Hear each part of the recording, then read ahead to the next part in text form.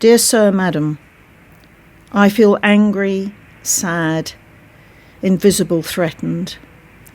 I feel threatened due to their controlling and aggressive behaviour towards me and to my community. Now pylons and wind turbines dominate my daily life. Every pylon and turbine I see anywhere is scrutinised by me and compared to their proposals of even greater monsters. So I am very angry. I am also sad. The damage already caused to the community is huge, and it's caused by money. It's a problem when money is what matters most to them. Whatever happens, that trauma cannot be undone. The communities affected by this will be scarred for generations. The more I read and find out about this project, the greater my sadness becomes. Nothing I have heard, read or researched has changed or lightened my sadness. How can we trust anything they say? We are listening to the people.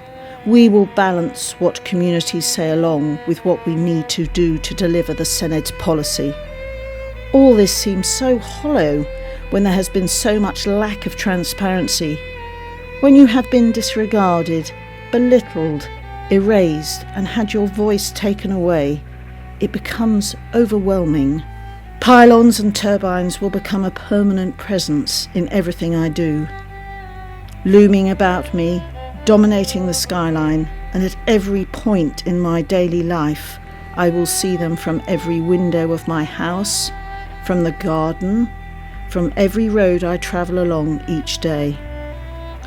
On my returns from visiting family outside this region, rather than looking forward to seeing the hills and the farmland, I feel dread and sadness at seeing the pylons and turbines again. Living with this threat is exhausting. The sadness is physically hard to carry. The threat of this project, if it does indeed go ahead, has taken my safe place away. I now feel unsafe in my own home. Our home was meant to be our safe place, so that we could begin to recover from the trauma of the last 14 years, rebuild our home, enjoy our grandchildren and grow old. But now I just feel unsafe, fearful, in a state of flux, a feeling of doom. Do we stay and fight or flee and lose? Do I have the courage and the energy? Either way will undoubtedly cause me harm. So I am angry that I'm even having to consider these choices. What gives them the right to put me in this position? I can say no more.